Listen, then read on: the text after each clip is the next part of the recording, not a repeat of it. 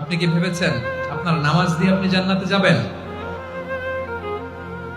আপনি তাহাজ্জুদ গুজার, সেজদা দিতে দিতে কপালে দাগ ফেলেছেন, এটা আপনারা জান্নাতে নেবে না? আপনি এলাকার সবচেয়ে বড় হাতেম তাই দানশীল, এই দানের ভরসায় বসে আছেন।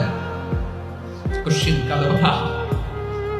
আমাদের নামাজ, আমাদের রোজা, আমাদের ইবাদত, এগুলোকে মিজানের পাল্লায় উঠালে কোনো ওজনই হবে না।